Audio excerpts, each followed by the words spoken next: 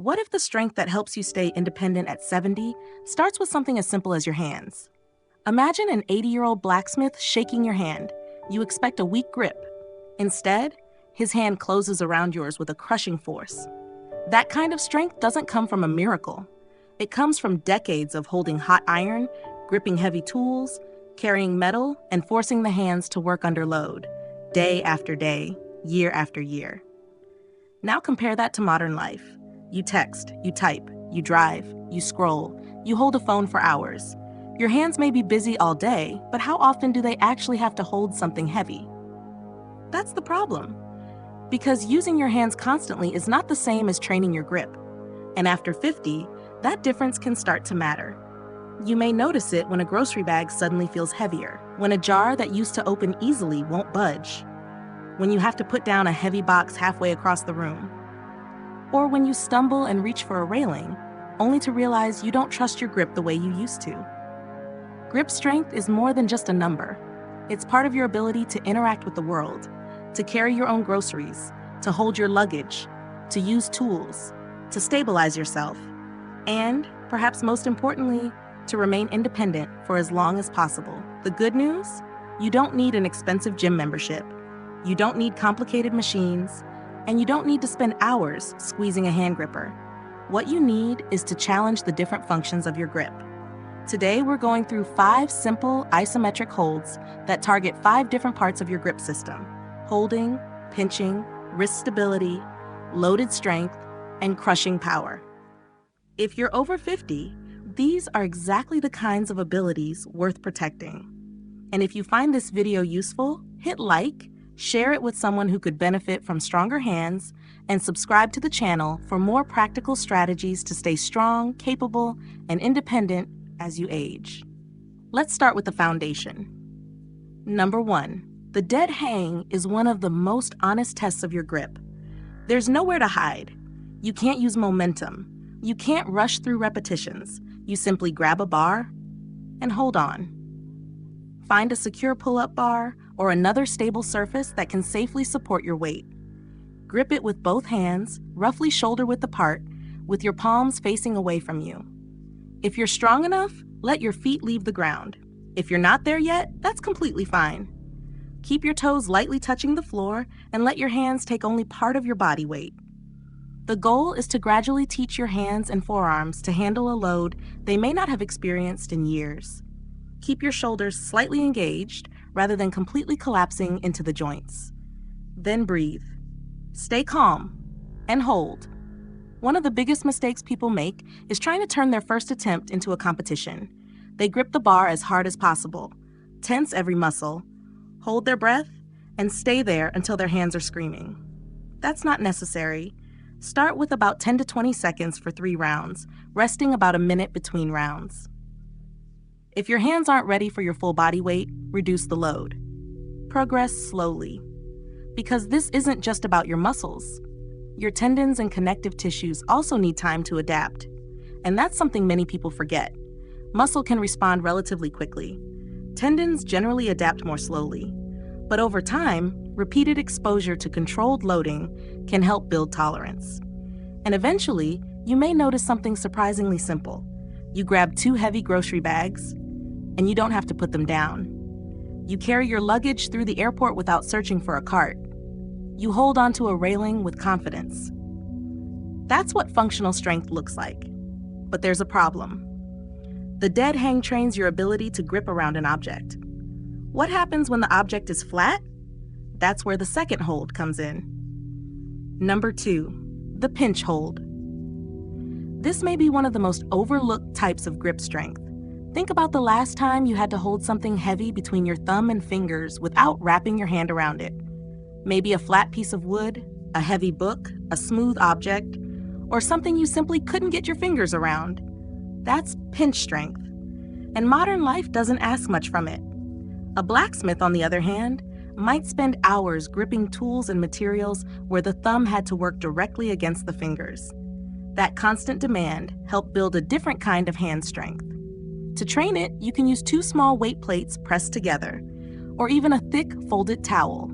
Place your thumb on one side and your fingers on the other. Now pinch. and hold. The important part is this: don't cheat. Don't curl your fingers around the edge. Keep the pressure between your thumb and fingertips. Hold for approximately 15 to 20 seconds for 3 rounds on each hand. If the load is too heavy, reduce it. Remember, the goal isn't to impress anyone. The goal is to challenge the muscles that allow your thumb and fingers to work against each other. This is one reason a person can have strong-looking arms, but still struggle with certain everyday tasks. Grip strength isn't one single ability. It's a system. You need to be able to wrap your hand around something. You need to pinch, you need to stabilize your wrist, and you need to generate force when the object pushes back. Which brings us to the next piece, your wrist. Number 3, the wrist hold. When was the last time your wrist felt genuinely strong? Not flexible, not mobile, strong. For many people, it's been years. Modern life keeps the wrist in relatively easy positions. Your hand rests on a desk, you lean on an armrest, you hold a steering wheel, you type. But your wrist rarely has to stay rigid while supporting a meaningful load. Over time, the deeper muscles that flex and stabilize the wrist can become less capable. And when that happens, your grip may have a weak link, because your hand can only be as effective as the structure supporting it. To train this, hold a moderate weight in one hand. You can use a dumbbell, a filled water bottle, or even a heavy book. Rest your forearm on your thigh or a table, allowing your hand to extend beyond the edge. Position your palm facing upward. Now raise your wrist to about the middle of its range and hold it there. Don't let the wrist slowly collapse. That's the mistake. The goal is to keep it still. Start light. You should feel the muscles working through the inside of your forearm. Aim for 15 to 20 seconds for 3 rounds per side. And here's an important rule. If you feel sharp pain, stop and reduce the load. This isn't about forcing your way through pain, it's about building control. When your wrist becomes more stable, your hand and forearm can work together more effectively. And that's important because real life doesn't isolate your muscles. Your hand, wrist, shoulder, and core all have to cooperate. Which brings us to the 4th hold. And this one might be the most practical of them all. Number 4, the loaded hold. Imagine carrying 2 heavy grocery bags from your car. You could make 2 trips, or you could carry both at once. The question is, can your hands actually handle the load? The loaded hold trains exactly that. Take 2 dumbbells, or 2 heavy bags, or 2 filled water jugs. Stand tall, keep your chest open, set your shoulders gently back and down, let your arms hang naturally at your sides, and simply hold the weight. Don't walk, just stand. At first, it may seem too simple to be effective, but your body is now dealing with a real-world demand. Your hands have to maintain their grip, your forearms have to resist fatigue, your shoulders have to stabilize, your upper back has to maintain posture, and your core has to keep your body from collapsing under the load. That's why this is more than a grip exercise. It's a full-body holding challenge. Start with approximately 20 to 30 seconds for 3 rounds, resting fully between sets. Avoid letting your shoulders roll forward. Don't allow your upper back to collapse. And don't hold your breath. Breathe steadily. The goal is controlled strength, not survival. Over time, you may notice the benefits in places you didn't expect. You carry both grocery bags in one trip. You hold a heavy box without immediately setting it down. You move furniture with more confidence. You feel more capable in everyday situations. And that matters, because the real purpose of strength training isn't always to lift more weight in a gym. Sometimes it's simply to make everyday life easier. But there's still one final piece: the ability to close the hand with serious force. Number 5, the crush hold. Have you ever watched someone struggle to open a jar? They twist, they grip harder, their knuckles turn white, and eventually they hand the jar to someone else. That moment might seem insignificant, but it represents a very real loss of function. The crush grip is your ability to close your hand and generate force against resistance.